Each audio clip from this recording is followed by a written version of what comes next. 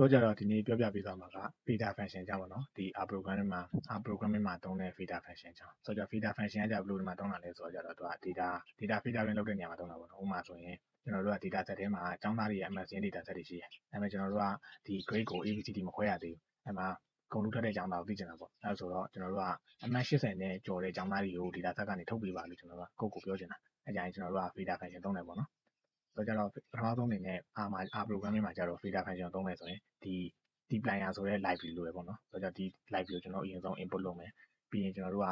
data set တစ်ခုလိုတဲ့အတွက် built-in data set ကိုသုံးမယ်ပေါ့နော် built-in data set ကကြတော့ဒီ library package မှာတစ်ခါတည်းပါခဲ့တဲ့ data set ပေါ့နော်ကိုက CSV file တွေ link တွေပို့ပေးကြမလို့ပဲနဲ့တစ်ခါတည်းဒီ library input လုပ်လိုက်တာနဲ့ဒီ data set တွေကတစ်ခါတည်းပါလာပြီးသားဆိုတော့ကျွန်တော်တို့ကအသင့်ယူသုံးလိုက်အောင်ပဲဆိုတော့ဒီမှာကြတော့ starwar data set ပေါ့ဆိုတော့ head starwar ကြတော့ HEAD head ဆိုတဲ့ function ကကြတော့သူက starwar data set မှာရှိရဲ့ထိပ်ဆုံး5ကြောင်း6ကြောင်းကိုထုတ်ပေးတာဆိုတော့ထိပ်ဆုံး data 5ခုလောက်ကိုထုတ်ပေးတာပေါ့ဒီမှာဆိုရင်အောက်မှာကြည့်လိုက် console မှာကြည့်လိုက်မယ်ဆိုရင်ထိပ်ဆုံး data 5ခု6ခုကိုသူကထုတ်ပေးတယ်ဒီ view ကကြတော့ဒီကျွန်တော်တို့ရဲ့ data set ကိုသူက table form နဲ့ကြည့်တယ်ကျွန်တော်တို့ဥပမာရန်နိုင်မယ်ဆိုရင် table form ဖြစ်သွားဒီမှာဆိုရင်ကျွန်တော်တို့ column name တွေက name တို့ height တို့ mass တို့ hair color တို့ skin color တို့မျိုးစာမျိုးရှိရပါတော့ကျွန်တော်တို့ကဒီကနေ data set ကို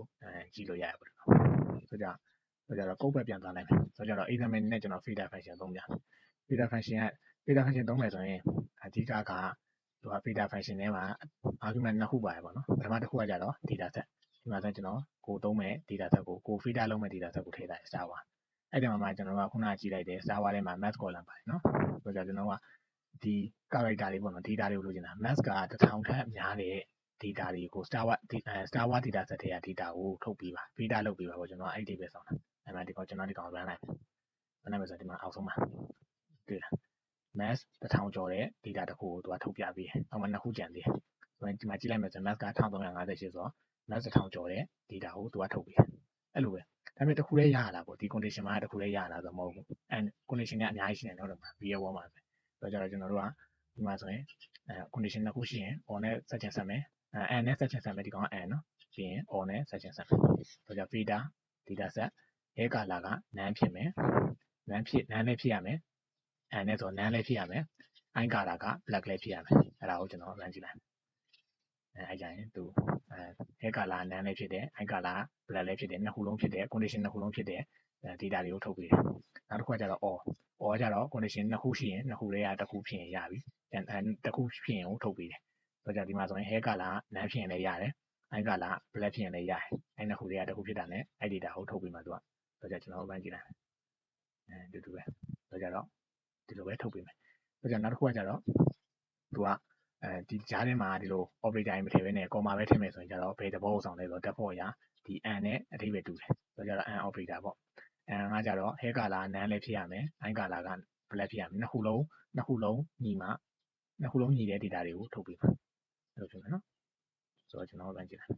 ဆိုတော့နောက်တစ်ခုကကြတော့အသုံးများရပေါ့နော်သူက pipe operator နဲ့သုံးတာ pipe operator နဲ့ဘယ်လိုသုံးတာလဲဆိုတော့ဒီ feeder function အရင်ဆုံး data set ကိုထည့်တယ် data set ကိုထည့်မှာဒီဟာလေးက pipe operator pipe ဆိုတာကြတော့ဆက်လိုက်တာသူ